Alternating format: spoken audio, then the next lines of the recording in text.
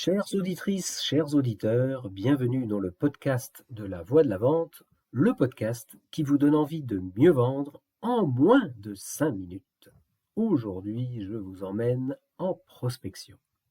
J'ai reçu il y a quelques semaines un email d'une personne que je considère être un ou une commerciale.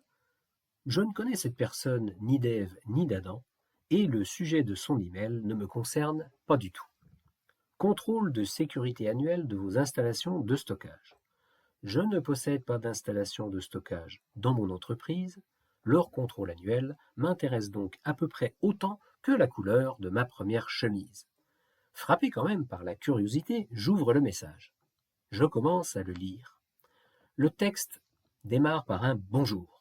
Pas de monsieur, pas de nom, pas de prénom, juste un bonjour, sec, lapidaire, sans émotion. Je continue ma lecture. Ayant eu vos coordonnées par un fournisseur commun, je me permets de vous contacter pour vous proposer mes services concernant la réalisation du contrôle de sécurité et blablabla, lequel contrôle devant être effectué tous les 12 mois. Et là, je me mets à réfléchir. Quel fournisseur puis-je avoir en commun avec cette personne ?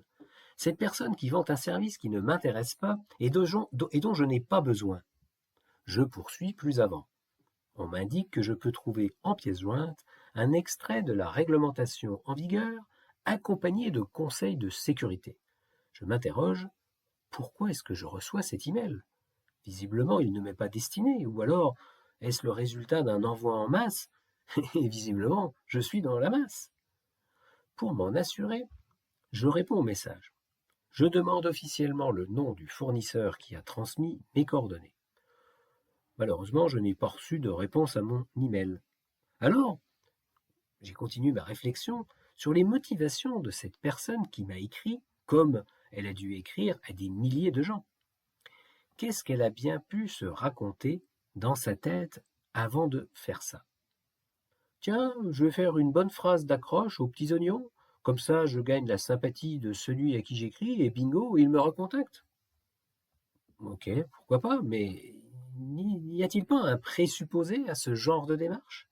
Ne faut-il pas que celle ou celui à qui le message est envoyé connaisse à minima le sujet ? Ne vaut-il pas mieux s'assurer au préalable qu'il se sente concerné ? Que la problématique corresponde à quelque chose qui lui parle un tant soit peu ? Alors oui, je sais, la prospection, ce n'est pas facile. J'ai rarement entendu un commercial dire « Waouh, génial, aujourd'hui je fais de la prospection ». Mais bon, ce travail de terrain est indispensable pour développer son business. Autant bien le faire, autant le rendre efficace, autant mettre toutes les chances de son côté. Et pour ça, il y a quand même un certain nombre de critères à respecter, comme par exemple cibler à qui on va parler, ce qui nécessite une phase de recherche en amont, aborder le prospect au sujet de problèmes qui le concernent, être persuadé et même passionné par ce qu'on vend. Ah oui, dernière chose. Si vous décidez de prendre contact avec un prospect par un message écrit, s'il vous plaît, de grâce, pas de faute. Un nouveau message a atterri récemment dans ma boîte de réception, je vous le lis. N'attendez plus, pâtrez dès aujourd'hui à l'export. Il repose en paix dans la corbeille. Pensez à votre image, pensez à l'image de votre entreprise. Les écrits restent, faites relire votre prose avant de l'envoyer. Votre seul objectif consiste à donner envie à votre interlocuteur de s'intéresser à vous. Ne commencez pas par détourner son regard. Vous ne rattraperez jamais une mauvaise première impression.